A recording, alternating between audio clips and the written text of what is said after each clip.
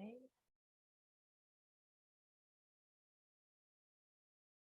Hi, everybody. So this is Introduction to Shadow Work, and I am feeding this live to Facebook right now as well. And then we're about to get started with our class. Okay, cool.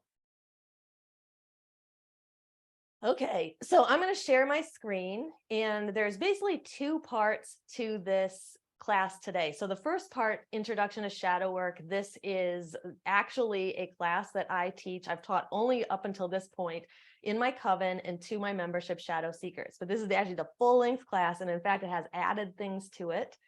So you're getting, you're getting a full live class. And then afterwards, we're going to have a Q&A. So you can, during the class, you can drop questions in the chat for me. I'll answer everything with the Q&A at the end. And you can also unmute yourself too and ask questions as well during the Q&A. And then I'll also give you a little bit of information about the Shadow Seekers membership, which is reopening its doors at the beginning of next week. Okay, so we're going to share the screen and just get going. I've got a lot prepared for you. And those of you who have taken classes from me before know that I teach a lot. So you always get a lot of good information. All right. So this is Introduction to Shadow Work. And I added on here for witches, empaths, and other spiritually minded people. And I add this kind of caveat because there are a lot of people who teach Introduction to Shadow or teach shadow work, and they don't quite teach it the same way when they're teaching it to a different audience. So I think it's really important to put this part here because we incorporate rituals and work with goddess and god archetypes and the energies themselves in different ways because of the kind of people that we are. Okay. So we're going to dive right in. It's going to teach you everything you need to know. So I first start with this quote: unless you make the unconscious conscious, it will direct your life and you will call it fate. So this was a quote by Carl Jung. I'll be talking a lot about him in tonight's class. Carl Jung is considered the godfather of shadow work. And this is such an important quote because it really speaks to why we get called to this path in the first place, because we realize that there's something underneath the surface that we're not quite aware of. And if we don't become aware of it, it will actually direct what goes on in our life in a way that it's almost going to feel like things are fated to happen.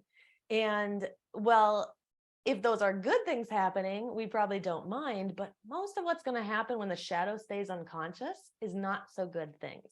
It begins to direct our relationships. It begins to direct our decisions that we make, and it leaves us a little bit powerless. And as witches and spiritually minded people, we would like to take back our power, and this is one way we can do it. So we first have to start this discussion with, what is the shadow in the first place? So in Jungian theory, the shadow is all of the rejected parts of the personality. Now, these can come from many places, and we all have a shadow, whether we want to accept it or not. So if you ever mentioned shadow work to someone, they said, oh, I don't have a shadow. Well, they've deluded themselves so far down into it that they're not even aware that it's there, but it is there for all of us, no matter what, no matter how good of people we are, no matter what we do, we've all got this deep down in there. Now, it forms in two ways, and I think it's really important for us to really highlight this fact here, that these are natural. So the fact that you have a shadow is not a bad thing. It's not something you did wrong. This is just the natural process of how the human develops, how the human mind and emotions and psyche develops. Now, both ways, like I said, are natural. One way that the shadow forms is through the roles and the hats that we tried on, but that we didn't pursue. So I always tell this story about me as a ballerina at like 3 or 4 years old. And I don't remember much of this, but it didn't really work out. I didn't make it through ballet. I didn't even make it through the first hour before I was sent home for some reason. I just wasn't flexible enough, or I wasn't, I guess I wasn't ballerina material. So this is a hat that was tried on at one point and that I didn't actually get to pursue. And so somewhere in my shadow, that little ballerina exists. Now that's just one aspect. We have hundreds of these, but it'll be different roles that we tried on, maybe things that you did for a time when you were younger and then you stopped. Now, another way that the shadow forms is through personality traits that are shunned by our society. So these are all the dark, dirty, deep down things that we would like to pretend or believe are not part of us. They're always part of the other, in the criminals of society, right? Greed, anger, rage, hate, lust, jealousy, sloth, selfishness. These are just a few of them, but it's all the personality traits that are shunned in our society, but yet we feel some of these nevertheless. No matter how good of people we all have some of these feelings sometimes. Okay, so these all get put into our shadow self. Now, the shadow forms really early before we even know that a shadow exists. And this is a unfortunate thing because we don't really have time to thwart this or keep it from happening because we're too little to even know that this is happening. So what that means is that we will have to work on this when we become adults. And the problem here with the shadow is that it's creating a dichotomy between good and bad, right and wrong, that isn't actually real. So the trouble is that in the universe and in nature, forces are actually quite neutral. So if you think about a hurricane, for example, or a tsunami, an earthquake, that causes all kinds of damage and deaths and trauma and tragedy, it's not that nature is bad and created an earthquake or a tsunami or a hurricane. It's just simply neutral. And these are just simply the outcomes that happen afterwards. So nature has this neutral feeling to it, and so do we. But the fact that our culture has created this dichotomy means that we have to live in this culture, means that we're going to feel that dichotomy inside of us at an unconscious level. And what it does is it causes great stress within us. And it takes a lot of our energy to keep the shadow down in the unconscious underneath the surface. Now, this is energy that we could be using in a different way. So can you imagine what we could do if we could better utilize all that energy that's keeping the shadow buried underneath the surface? What if we could actually put that towards our spiritual evolution?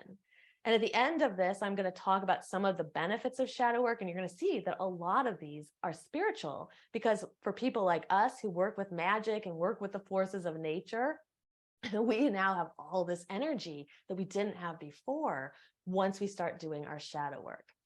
Now, I'm just going to pause for a moment. And when I'm in the screen share like this, I can't see any comments at all. So just if you're putting in the comments and I'm not answering, that's why. But I promise I'm going to get to everything at the end. I'll look at everything for sure.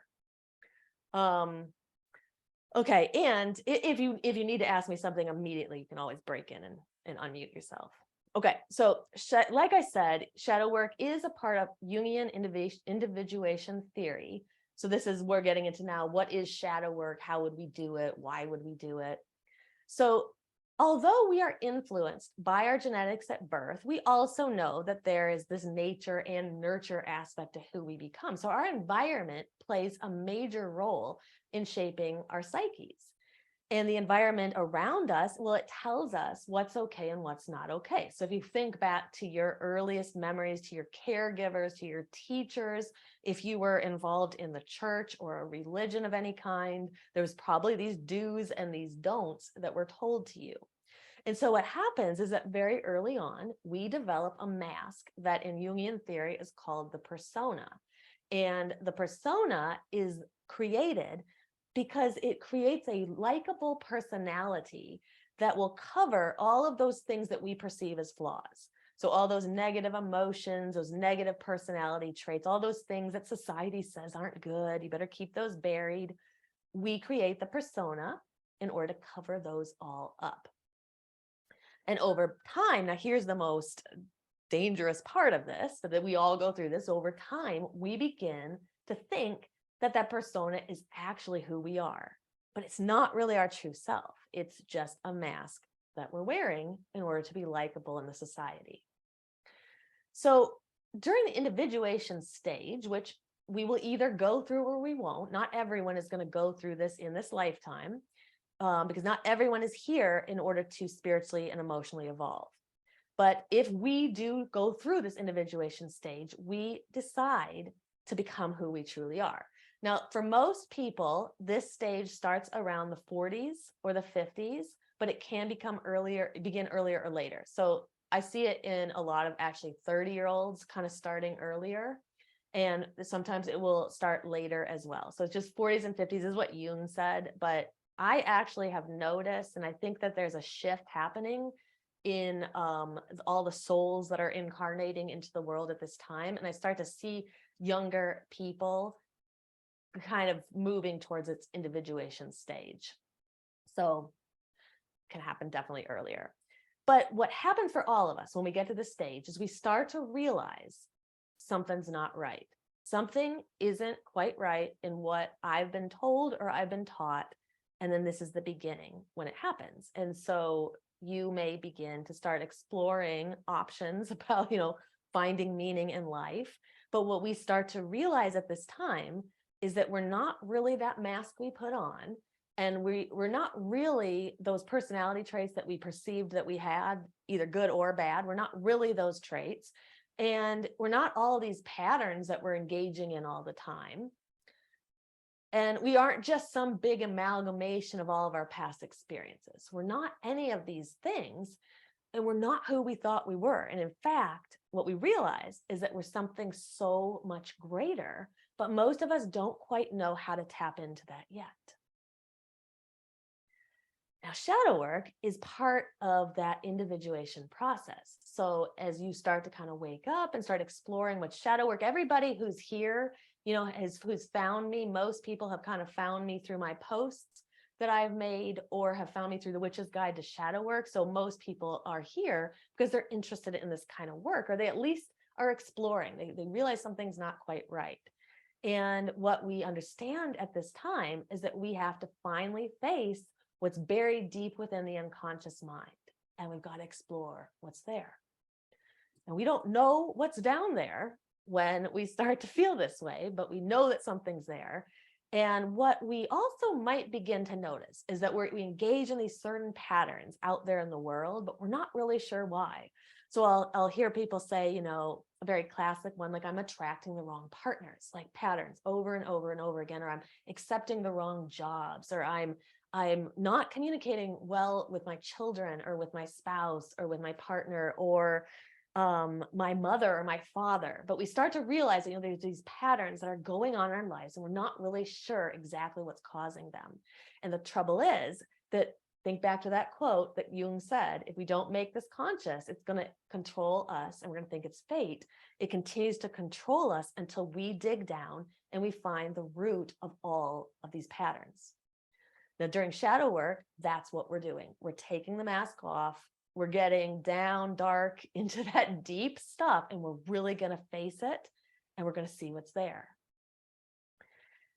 Now, the thing is this isn't necessarily a bad thing, because I do think that we're good people, but most of us think our persona is good and caring. We pride ourselves on being good, And what happens, though, is we get really triggered when we see someone who's the polar opposite of our persona. So whatever you've created as your mask, if somebody is out there engaging in an opposite way, that's where we really get triggered.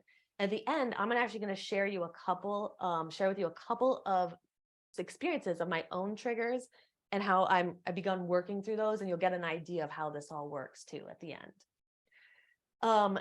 Now, oftentimes what happens, there's this piece of us that kind of wishes that we didn't have to always have that persona up or have our mask on. It wishes we really could just do whatever we wanted and say whatever we wanted, not have to answer to anybody or have any consequences. So there's that part of us. That's the part that gets kind of uncomfortable about all of this. And what also happens is we live in a society that tells us, if you just think positive, if you bring positive energy into your life, you're going to be able to control the direction of your life. And while there is absolutely nothing wrong with positive energy, and don't get me wrong, I don't think there's anything wrong with it, it's not the answer to everything. because what happens is that really only works when we've done our shadow work. So if you've ever had people, just say, just think positive, just bring light in, and you tried it and it didn't work, well, that's because there's stuff underneath it that needs to get resolved. And then that kind of way of bringing energy in does start to work.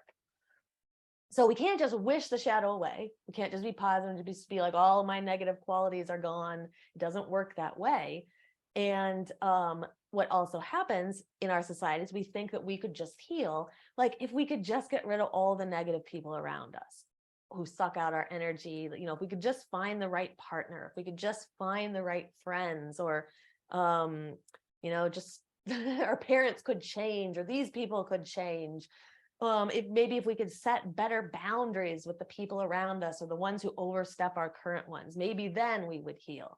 Or we think if we could just change our jobs or our relationships, or change our location, or change our friends, maybe then we'd heal. And so we think all of these things, and maybe we do some of these things, and it helps for a time. But all we've really done is we put a Band-Aid on the problem. We're not really fixing it at a deep level. We're just fixing it at the surface level. Because what we didn't do is we didn't get down and work on ourselves.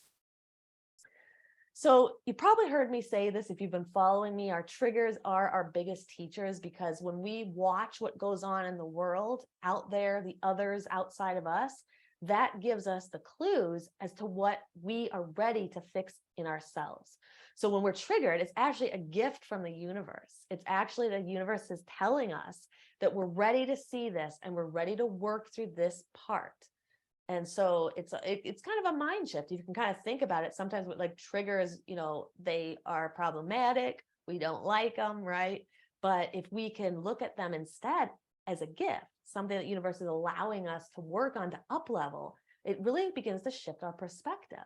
So rather than projecting everything outside into the world outside of us, we instead need to kind of turn the mirror around, turn it on to us, face ourselves, and see what's there, what's really going on inside of us. Now, this doesn't mean that all those people out there aren't doing wrong things, or triggering us in certain ways, or doing mean things to us. It doesn't mean that that's not happening. But the one part we can control is how we work on it inside. So if we turn it around, this is where we really empower ourselves, because we get to shift perspectives and we get to work on ourselves spiritually and emotionally through this. And we're really not going to make a whole lot of progress in our healing until we do. So one does not become enlightened by imagining figures of light, but by making the darkness conscious. So if we bring it out into the open, out into the light, to gaze on it there, to work on it, to figure it out, to look at it from all angles, this is how we truly become enlightened. And I venture to say this is how we begin to spiritually evolve. Now, for us, who we really love mythology, I like this analogy of Medusa. And Medusa is actually if you want to call her a goddess or an archetype or an energy, whatever you want to call her, she is. We are going to be working with her in the membership, because her story is very interesting, and it's also told in a couple of different ways. In one way, she's totally the one, victimizing everyone else. And another side of her, she's actually the victim. She was raped. She's the victim herself. There's reasons for what she did. But all that aside, in order to slay Medusa, Perseus had to use his shield so he could see her. He couldn't look directly at her, and he had to use a mirror essentially to look at it, right? And this is a good analogy for us, because most of the time it's pretty hard for us to see the darkness in ourselves, but we certainly can see it outside the world around us and other people. And so if we could think about this rather as everything belonging to somebody else, if we could instead gaze at ourselves in that internal mirror, our internal Medusa, then we would be able to better see what's going on. Now, this is very hard to face at first. So don't get me wrong. This is hard work. It's hard to face at first, and you're probably not going to like what you see there at first. But if you do it regularly, this is how you begin to free yourself, and all that energy that's been kept, it's there keeping that shadow down, keeping it at bay, can be used for something bigger. So what's the goal of shadow work? So as we begin to work with the shadow, over time, we're able to loosen the hold that conditioning has had on us.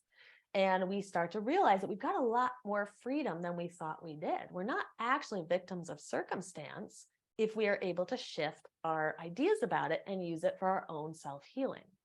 So what happens when people start to engage in this, they will sometimes say, it feels like I'm retrieving lost pieces of myself, or it feels like a lost part of myself is coming home, sometimes they'll say. And what we also realize is we realize how much energy we were spending keeping that shadow self at bay, energy that we could use for our spiritual evolution.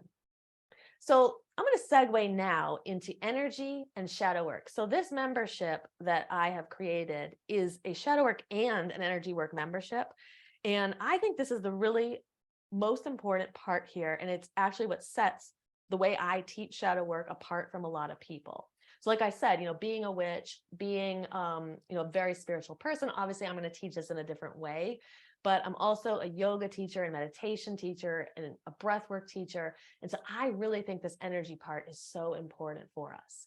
So most of the programs that are out there, they don't really take into account the subtle bodies. So they're really just looking at kind of the physical body and the mind.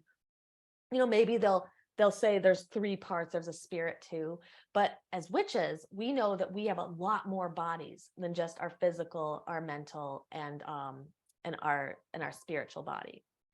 So most of the time, people who are doing shadow work, they just kind of focus on the mind and the emotions. There's nothing wrong with this. Don't get me wrong. There's nothing wrong with this. But I feel that if we really want to work with this, we need to kind of work with these energies. So that maintenance of the persona. So remember I talked about that mask we're all wearing and all that energy it keeps to kind of keep that on and keep the shadow down at bay. It requires all of that energy. And what happens is over time, we develop blockages in our mental and our emotional bodies and also in the energetic body.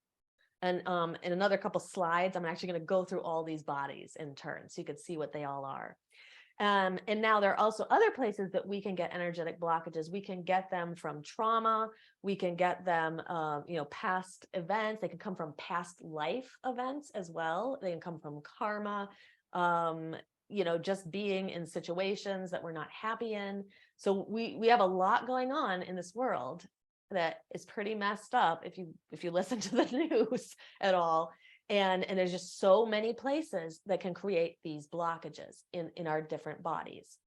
So what makes the shadow work method that I teach unique is that we work with the energetic bodies through alignment practices and other things and working with the chakras. And this is what truly accelerates the healing process. So it's like having the best of both worlds. You get the shadow work and you get the energy work all together. So we will use the shadow work to remove the blockages of the emotional body, and then we use the energy work to remove the blockages of the energetic body, and then everything's flowing nice. And this is truly how we take our intuition, our magical abilities, and our spiritual practices to the next level. And at the end, I'm going to tell you a little bit about my story with shadow work, and you'll kind of see how I realized that there were these added benefits to it. This isn't just healing your mind and your emotions. Now, over time, like I said before, this isn't a quick fix. This isn't something you're just going to do in a couple of days or a weekend or even a month and have done. This takes time. Over a period of time, many cycles of the process, this is where our true healing starts to occur. And then we start to notice ourselves evolving. So I mentioned the Pranamaya Kosha system. So this is a system of bodies, and there are many different systems of subtle bodies out there. This one I really like a lot, and it is quite similar to some of the other ones I've seen. So at the very, very base of this, I like this little analogy of it being like a set of Russian nesting dolls. So the Anandamaya Kosha is the food sheath. So these words are in Sanskrit, but these are translated in English. So it actually translates to food sheath. which is why I always say when people say you are what you eat, there is actually truth in that, because everything that you consume goes to make all the molecules of your body that regenerate your cells and your hair. And so you literally are what you eat. So that an Annamaya Kosha food sheath is very appropriate here, but we might rather call this the physical body. Now, this is the grossest of our bodies. This doesn't mean, ooh, gross. This means gross in that it's the most dense. It's not etheric. And it is made up of the 5 elements of this plane: earth, water, fire, air. And then in some traditions, they call this ether. In other traditions, they call it akasha. That's the Sanskrit word. And in other traditions, they call it spirit. And in my own tradition, we actually use those 3 words interchangeably. So this is just something your physical body, if you're healing this part of your system, you're probably going to a Western traditional medical doctor, or maybe you're going to like a naturopath who's going to be giving different treatments like herbs instead of medicine, but or I should say medications. But this is typically how you're gonna heal this part: physical therapist, things like that. Now, the pranamaya kosha is, I sometimes say it's underneath it, because it's like we have to go deep to get to it, but it's also because it's more subtle. It's not as gross. It's more etheric. It's actually would be considered higher. So see how it's like on the outside in this diagram. So this is the pranamaya kosha. It literally translates to pranic sheath. Prana means life, breath, life force. And I think a good way to call this would be the energetic body. So this is your energy. This is where your chakras and your nadi lines are. So if you wanted to work with this system, you might go to like an acupuncturist. In acupuncture, there's similar energy lines that they're working with. And you could also heal this though through doing chakra work and breath work and meditation, different things like that. Meditation is really getting more into the mental and emotional part though. And then after that, we have the manomaya kosha. So this is the mental and the emotional body. And this is where the fluctuations of the mind happens. This is a constant state of flux. So if you think about your thoughts, how many thoughts are going through your head every single day? There are a lot of them, right? I've read figures that say it's like 80,000 a day, and like almost all, like the 80% of them are negative or irrelevant or useless, not productive. So we are capable here of moving in and out of different states of being.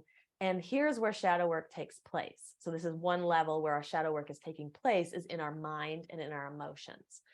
Now, outside of that, there is the Vijnanamaya kosha. This is our intellectual body.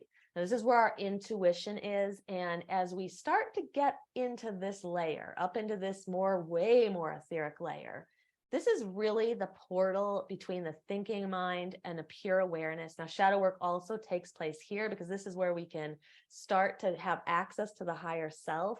When we're doing magical workings, this is really the body that we're trying to get to. This is the one that's going to the etheric plane where all of our rituals and our spell work and our magic is taking place.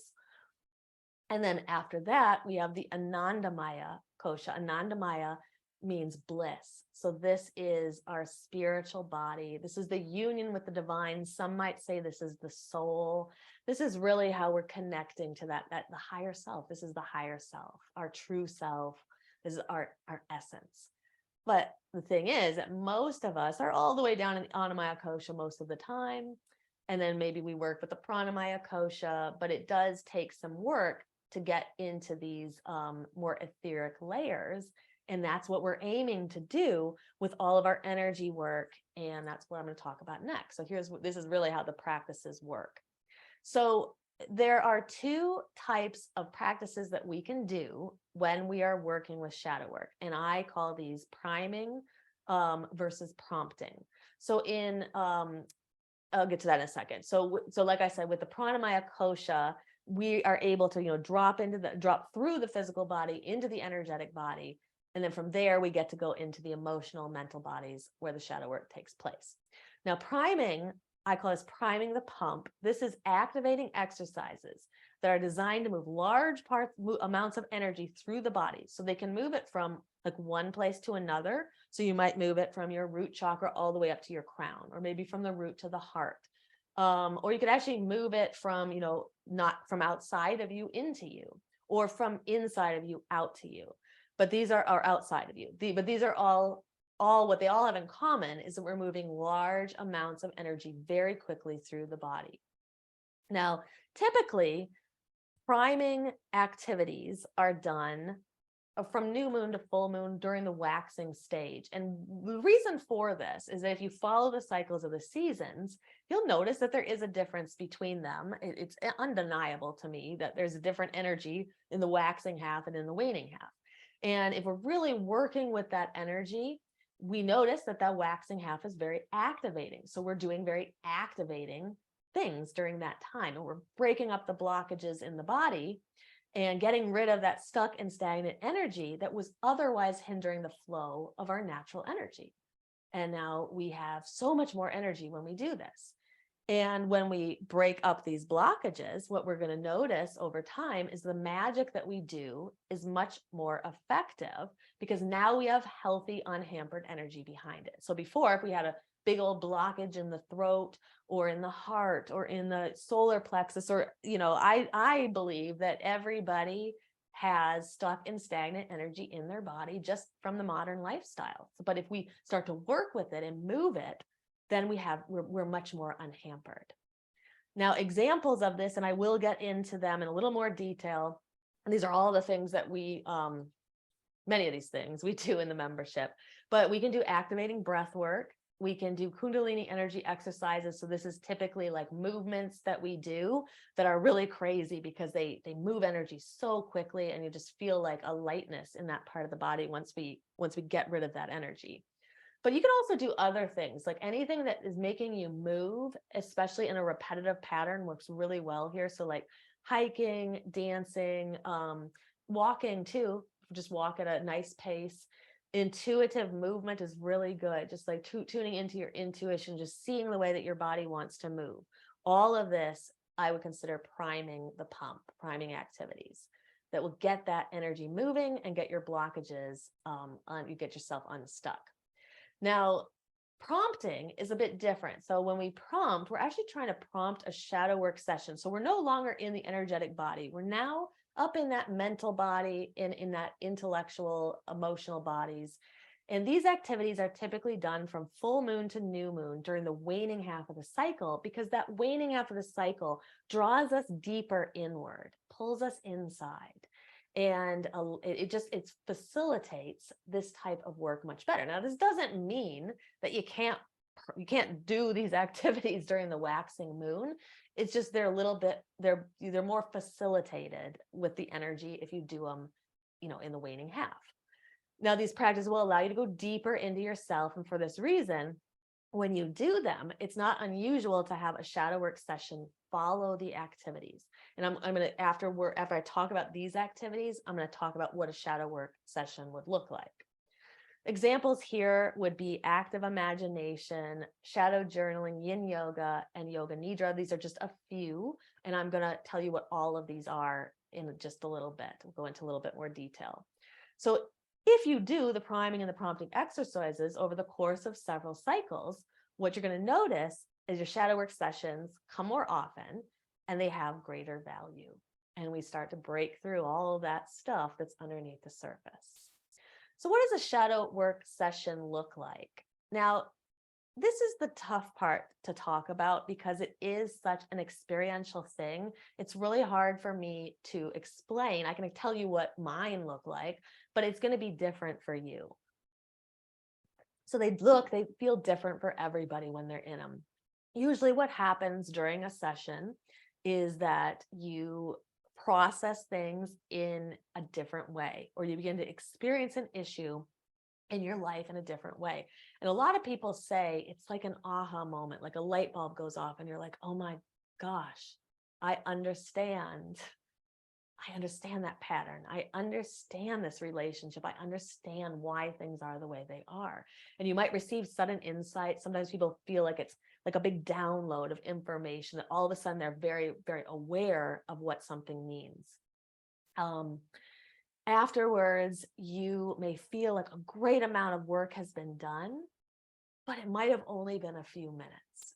So it's really an incredible thing when this happens. And it just feels like, all of a sudden you understand. And what you also might feel is that something that's been an issue for you for quite some time has all of a sudden been resolved. And you also, as witches, though, I will say is that even though you kind of feel that, you might feel it emotionally, I think it's always good to do a release ritual afterwards. So working especially with like dark moon energy. And I forgot to mention earlier, it's happy new moon. So our dark moon energy is still here. We're on the new moon today, but we feel that dark moon energy kind of on either side of it. So it's a good time to process anything you've been processing, to kind of take it and let go of it now. So that's what a shadow work session looks like. And I'm going to explain a little bit more with a couple of examples of my own. But let's dive into some shadow work methods. So all of these things you can do to, kind of prompt a shadow work session. And some of these can actually be shadow work sessions themselves as well. So one thing you can do is work with the energy of the waning crescent, in particular the balsamic. That means 72 hours before the end of the cycle, and the dark moon is the final day of the cycle. And like I said, that it's not like the new moon comes and that energy's over. There's always still that residual energy a few days after the new moon. But all during that space, during the entire waning crescent, you have that ability to kind of drop into this state, but in particular for those like 72 to 96 hours right around the new moon. Now we can also work with goddesses and gods, the darker goddesses and gods, or gods and goddesses of the underworld. So there are a lot of choices out there, and you can make rituals of them. You can, in fact, I didn't get to do my dark moon. I did my dark moon ritual for the membership last night, but I didn't get to do my personal one yet. So I'm going to do one tonight, working with Kali, and really letting go of some things. And so you can do that. That's a good way to work, with your shadow. Self-reflection and active imagination is what Carl Jung called it. This is like a meditative state. And oftentimes what will happen is you can use prompts to get into the state. So there could be like a prompt that will ask you a question. And then what you do is you just begin to self-reflect on it. So I talk a little bit about journaling in just a bit. It's kind of similar to that, but in active imagination, you're actually in your mind, you're not really writing anything down. And you're just thinking through things. And sometimes, you'll have those aha moments when you're engaged in that work that way. Now, yin yoga is one of my personal favorites for prompting a shadow work session. And in fact, you can actually end up having shadow work done during a yin yoga session. Now, for those who are unfamiliar with yin yoga, it's like no yoga you've ever done. In fact, most of the time you're just laying on the mat. It's more of a meditative thing, but you're tucked and eased into a pose that you hold from 3 to 5 minutes at a time. During that time, what that does is it allows your physical body to loosen up enough that you drop down into the energetic body. And that's where you start to like release some of these blockages. But if you're lucky and you get really deep into it, you may drop into the emotional body and the intellectual body and actually end up having a shadow work session. And it's also not unusual, even if that doesn't come out of it, to have a huge emotional release, because we do store a lot of energy in the body. Trauma gets stored in parts of our body as well. And sometimes when you're laying or sitting in these poses for a long time, that energy releases all of a sudden. And it's not uncommon to just start to weep. I've had sessions where it just turns into like this cathartic crying session, and you don't even know what's being released. It's not even something that goes through your mind. It's just like, whoa, I just released a ton of energy. So it's a really incredible practice. If you've never tried it, and especially if you don't like yoga, I highly recommend trying this, because it's not like any yoga you've ever seen. Same goes for yoga nidra. Despite the fact it has the word yoga in it, this is just how this speaks to our Western idea of what yoga is. We think it's asana, which is like the moving practice or the poses, but yoga really means to yoke. So it's really a way to yoke the self, to study the self. And so one aspect is yoga nidra. This literally translates to like yoga for sleep. But what happens during yoga nidra is you're kind of induced into this almost like, I mean, you're definitely an alpha, but you're induced into kind of this almost partially hypnotic state. And you are given a series of images to visualize in your mind. And they tend to be like very, not quite opposites, but they're like startling images. So it'll be like a very dark image and then a very bright image. And you go back and forth visualizing these things. And over time, you release a ton of energy. And it's really quite incredible. The person I learned it from, she actually told me that it was like 25 years of therapy done in just a few months of doing yoga nidra. So it's pretty incredible. And so, like I said, not like the yoga you're thinking about. This is a form of meditation. Some other things you can do is work with the inner child. Remember, I mentioned before, the inner child is because your shadow begins to develop while you're a child. Inner child work is a way that we can work with the shadow. We start to heal that inner child. We start to heal pieces of the shadow as well. You can work with shadow and light archetypes. So archetypes are symbolic representations of things outside in the world. And we can work with different ones, especially the personality ones. We all have about 12 or so different archetypes that we kind of carry at one point in time. And if we identify the ones that are, our personal archetypes, then we can look at their darker aspects, and it gives us some insight into places where we can heal and we can do our shadow work. So this is really a cool way to do shadow work, is working with these archetypes. You can also do dream work. Dreams hold the key to our unconscious. And so a lot of the work that needs to be done comes through our dreams, but perhaps in symbols and forms that we don't quite understand. So working with our dreams, though, kind of trying to gain insight from them, asking our higher self, our guides, to kind of help us interpret the dreams can help us with our own shadow work journeys. And we can also work with aspects of our astrological chart. I'll mention this at the end, but we did a class earlier this month in the membership on our Chiron placement. So this is a piece of the astrological chart that holds our wound. So working with that is a way to work with the shadow, but we can also explore the Saturn return, the Uranus half return. There's other pieces of the astrological chart we can also explore in order to work with our shadow and start to heal that aspect. And then I mentioned, when I was mentioning with active imagination, you can also do journaling and prompts. So you can take those same prompts that you were using in active imagination, but this time actually write them down. So these are just some methods. There are many more, but all of these methods we will cover at some point in the membership. We have, or we will. So I like this quote a lot. No tree, it said, can grow to heaven unless its roots reach down to hell. Is also by Carl Jung. I think this speaks really important to us. Like, we can't ascend, we can't elevate, we can't evolve emotionally and spiritually unless we go down underneath the surface and we see what's there. And what's really interesting is I have a post, some of you may have seen this, that I made a while back with a picture of a tree and this quote on it. And then I talk about what it means. And I actually had people argue about this quote with me. I didn't write this quote. Obviously, this is the great Carl Jung who wrote it, but people will get on there and argue with me that trees don't believe in hell. Roots only go a little below the surface. And unfortunately, I guess they didn't get the metaphor here. It's not literal. I mean, we don't really think that the roots of a tree are going to hell, but it's a great metaphor to help us understand what shadow work's all about.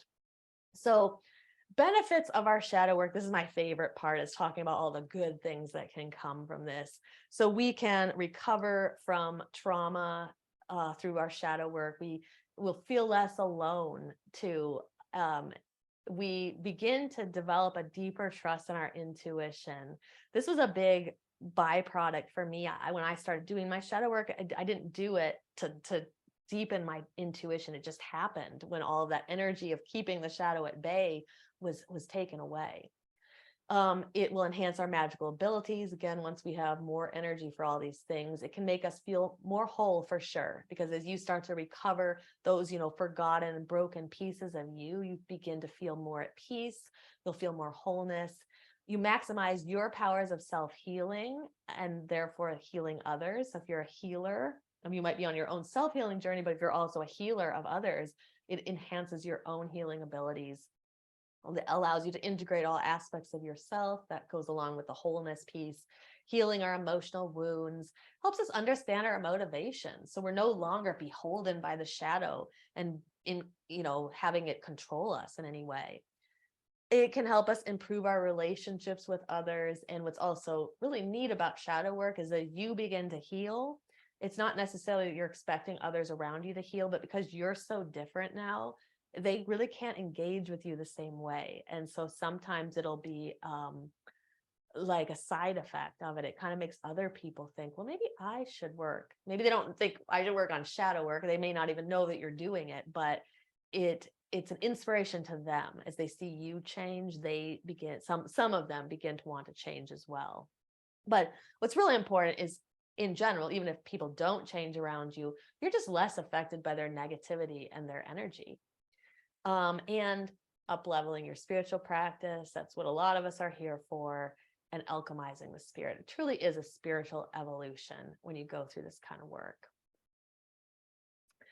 Okay, so what I wanted to do here, I'm giving you this exercise. We're not actually going to do this, because I'm being aware of the time, and we still want to do our Q&A session at the end and kind of talk about the membership. And I still have a little bit more to teach as well, but I wanted to give you this exercise that you can do at home. So those of you in my membership, I know you guys have already done this, but it's always useful to revisit it. And those of you who are new, here's a nice little exercise. And I'm just going to give you an example of how I would work through it.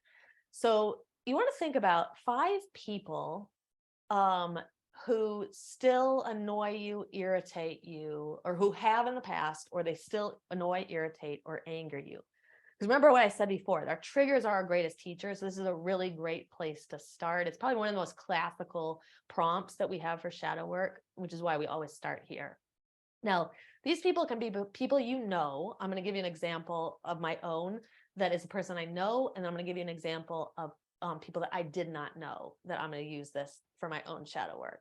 And so what you want to do is you want to think about these people, and I would just, make your list, and I would start with one. You could use the other 4 for future work, but you start with one and you think about an interaction that you had with them. Could be recently, could be a while ago, something that sticks out in your mind. And you want to really think about what happened there. And maybe you journal, if you like journaling, you could journal it. Otherwise, you can just kind of do that active imagination. Just think about it, contemplate it, what happened in that situation. And then what you're going to do is you're going to turn the mirror back on yourself. So rather analyzing their part in it, you're going to think about, what does it mean about you that you were triggered by this? Now, one thing you can do is you can think about, what ways are you like that person? Because remember, you're not going to be triggered by them unless they are a polar opposite to your persona. And remember, your persona is only built up because it's hiding all the stuff that's below it, right? So if you're triggered by somebody, it's because there's an aspect of them that's inside your shadow. So what ways are you like that person? This can be the hard part, because remember, we don't really like to face this stuff in ourselves sometimes. But then you think about, how do you display or manifest those qualities that bother you the most about that person? So you can kind of think about that. And through that, you begin to become enlightened, and you're getting some information about what your shadow is. Now, it may not be enough to release it right then, but you start to get some insight. And now this is something I got to work on. So I'm going to give you 2 quick examples because in the interest of time, we just don't have time for everybody to go. But you can definitely share with me afterwards too, if anything came up for you. So one example, I've used this one in the membership, so my members have heard this one before, but the other one I'm going to give is a new one. So one person that triggers me is a girl who is a cat rescuer. She rescues cats in my small little community where I live here. And I had, I'm not going to go into the whole story, but I had a pregnant cat show up on my property, and she had a little kitten trailing behind her, and she was pregnant at the time too. And during that time, I could not find anyone to help me. Most people told me to take her to the shelter, which I knew what would happen there, or have the kittens aborted. All these were like not things I could do. And so I did find this girl on Nextdoor. And even though some flags were kind of raised for me, some things didn't feel so great about what she was saying and the way we were interacting, she was the only person who agreed to help me. So she took the cats. We were able to catch the pregnant cat just in the nick of time. She gave birth the next day, and we caught the kitten, and we took them over there, and it was a disastrous experience. She was supposed to find a home for the kitten. She never found one. She said the kitten was unadoptable. She let it loose on my property, and we now have Corey. She's an indoor cat, and she was absolutely adoptable. And the pregnant cat, after she gave birth, our goal was always to bring her back home, and those kittens would be adopted. And when that cat came home, I am not joking, I've never seen a cat that was closer to death in my life. I've never seen anything like it. So when I would see posts by this girl later on, it would make me so angry. And obviously there's something going on in the outside about it. She's an irresponsible person. She probably shouldn't have whatever's going on over there. She shouldn't be taking care of these cats. And so obviously there's a justified reaction for me. But when I'm doing shadow work, I want to look at what it's triggering in me too, right? Because I need to see my part in this. And so what I realized is that not so much when I was doing this prompt, I wasn't so much thinking about what ways I'm like her, but why it was triggering me so badly. And what I realized once I peeled all the layers back is that I felt a tremendous amount of guilt for taking those cats to her in the first place. So I kind of, hindsight 2020, I would look and I'd be like, there were some red flags that were raised, but that is why I think it triggered me so badly. And what happens is that once I realized that, I could make the connection, and then I can choose now whether to be triggered by her or not, because I know why I was triggered. That's where we get the freedom, when we start to kind of lift that and pull that apart. Now, here's a second example. This one's a little bit shorter in the interest of time, but I want to show you, this is how I would turn the mirror back on myself. So I was recently in Sedona. I love Sedona. I've been there so many times. I can't, in the last 15 years, I'm not even sure how many times, at least a dozen. I love to go and I love to meditate at the vortexes and these natural energy sites. And I was just there from Friday till Monday of this weekend. And there's so many people there. It's so crazy how many tourists were there. And most of the people do not understand these sacred sites. And it's like Disney World, honestly, in a lot of these areas. And so I've been wanting to go for months and months and months to this cave called the Birthing Cave. It's where the Native American women would go to give birth. It's incredible. It supposedly looks like you're like in a womb when you're staring out, into the landscape. And so I hiked all the way there, and I got there, and it's just full of obnoxious people laughing and joking, and kids climbing the walls and craziness, and no reverence for the site or the fact that people might be there on a spiritual journey. And God, it made me so irritated and annoyed and angry. And then I'd get upset because I'm here on a spiritual journey, and I shouldn't be feeling irritated. But what I realized is I turned that mirror back on myself, and I was like, well, how have I been like these people? Rude, irreverent. That's something I don't want to think of myself as irreverent, right? I'm this very spiritual person, but there are instances in my life where I've been, thoughtless at other people and what they were trying to do, and irreverent, and in all these things, right? Because we do encompass these dark qualities as well. So when we start to explore these, it doesn't change what those people did, but at least it gives me some insight into some of the qualities that I know are in my shadow that I need to explore. And I will end with, I waited 2 hours for all the people to leave, and I finally had a moment in the cave by myself, and it was magical. So there was a good ending to the story, but it also ends up being a good example of shadow work. All right, so before the Q&A, I am going to just tell you a little bit about the membership, and then I'm going to let anybody ask me anything they want. You can ask me anything about shadow work, anything about the class, anything you want, okay? Or anything about the membership. So just quickly, I'll tell you about this. So if you want to go deeper into this, I invite you to join our membership, Shadow Seekers. We're very new. We've only opened once before. We got a few founding members, and now we're ready to take in a few more. So we're going to open the doors up. We only do this a couple times a year. And we're going to open them up from Monday to Wednesday of next week, the 28th to the 30th. And we, like the last round, we only have a limited number of spots, and we have 250 people who told me they're interested. I don't know if they know much about what the program is, so I don't know how many actually will go forward and join us, but we do expect the spots to fill up pretty quickly. There's a lot of people on this list.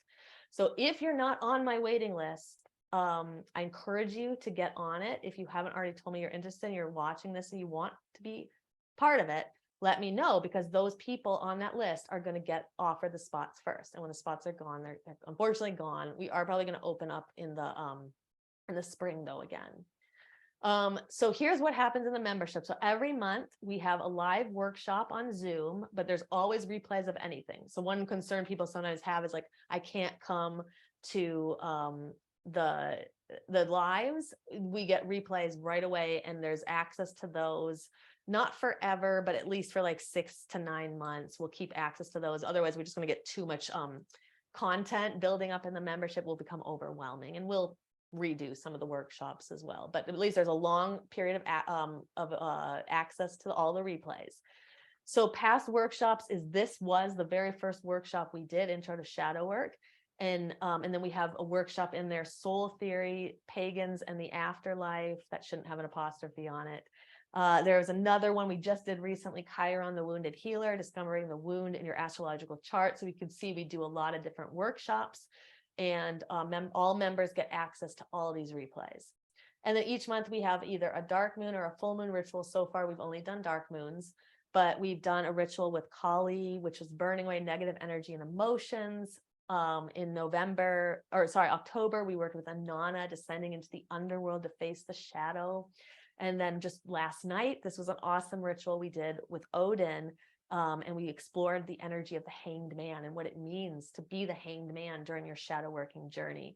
So, this is what sets a membership like this apart from just a regular shadow work group, is these rituals. I think they're so important to have the classes and the rituals, so you have an experiential process here as well.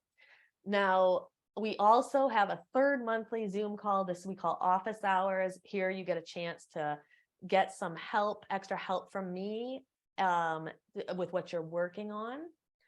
And there's also monthly alignment practices. So remember I talked about, that energy work and everything. So we have priming and prompting exercises that we're adding to the membership every month. So sometimes it's yoga or yin yoga, breath work, Kundalini energy exercises, could be meditations, mantras. Mudras are like hand gestures that you can use to change your energetic composition, and more. So we just keep adding to that vault of practices that we have. And then, like I said, members get access to all the lives plus 6. I don't know if this is 6, it might be 9 months of replays, but you get them for a long time.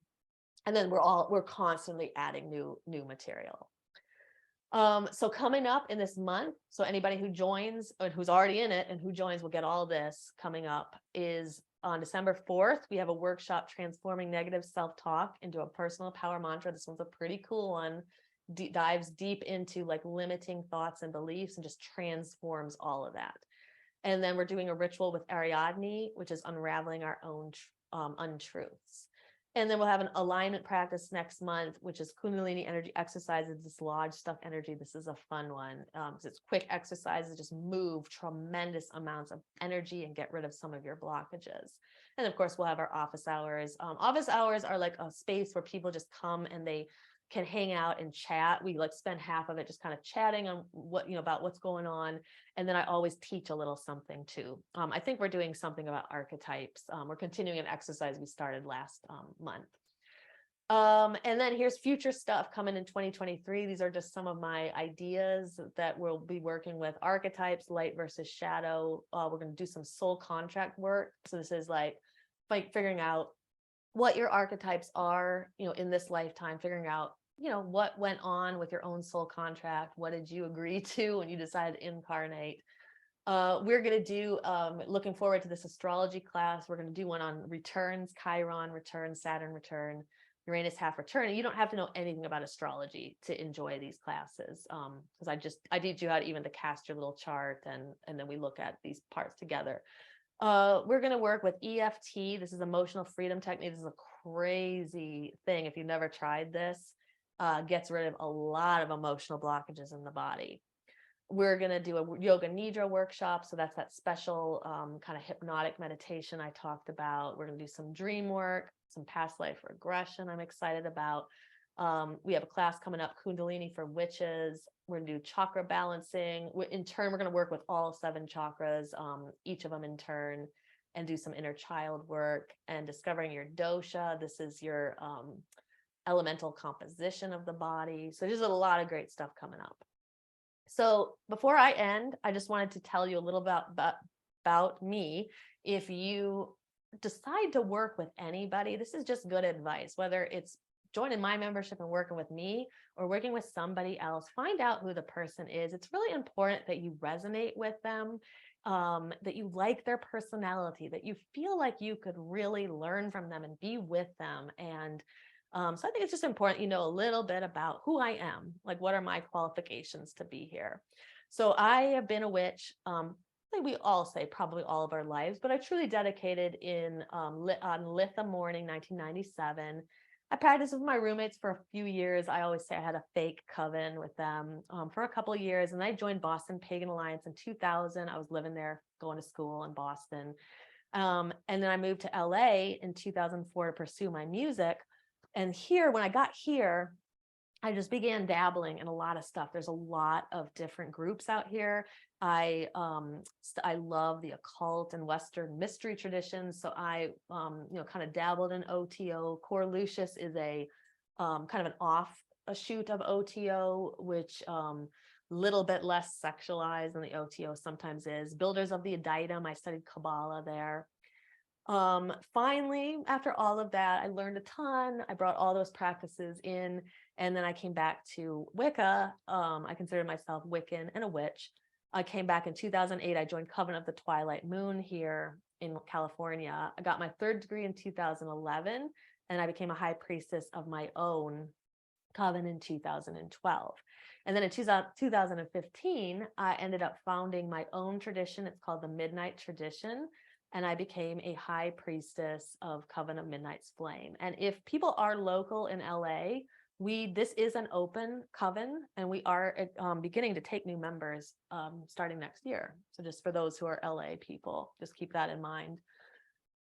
So some of my qualifications, I have a degree in songwriting. I bring song into a lot of our rituals. I think it's a great way to work with energy. And I think it's very effective, especially on online rituals where we're not in person. We need another way to connect, and song is a great way to do it. I have a master's degree in counseling psychology. This is where I learned all of this Jungian psychology stuff. And I'm also a 500-hour registered yoga teacher with specialties in meditation, yoga nidra, and yin yoga. I'm also a trained doula. I don't practice. I'm still in the process of training. But I am trained, but I'm in the process of my certification. And I'm an educational therapist and a teacher. So I have lots of years of teaching experience, and as educational therapist too, I know a lot of ways to kind of help aid people in what they're doing. There's a little bit more. This is just my last little bit about my own journey. So I've been on my own shadow work journey for many years. So remember before I said like people don't really start individuation till the 40s or 50s. And I think that it's starting much younger now or much earlier. So I kind of started working on some of this when I was in my late 20s, mid to late 20s. I've been doing this for many years. I was really just dabbling though. And then I got really into it about 3 years ago, I had an ectopic pregnancy, and I had life-saving surgery and a blood transfusion. It's a lot of trauma. And I needed something to heal because, my body was able to heal after the surgery and everything and losing the pregnancy, but the mind and the emotions don't heal the same way. So I started doing my shadow work and the alignment practices that I teach. And this is responsible to me. I think this is responsible for getting me through this dark night of my soul. If it weren't for these practices and this shadow work, I would not be the person that I am today. I wouldn't have made it through the way I did. So this is the end here of our presentation. So if you'd like to join us, if you're not already on the waiting list, make sure to let me know ASAP. You can either direct message me, use Messenger, or email me at azelnumina@bodymindwitchcraft.com. Let me know, because like I said, I'm actually going to allow people on the waiting list to join early, starting on Friday to Sunday before we even open the doors. So all those spots can get secured for the people who really, really want them. Okay, so I'm going to stop there. And if anybody would like to ask me anything, it's a Q&A. You don't have to either. There's no pressure here. So let me just see if there's anything in the chat for me. Okay.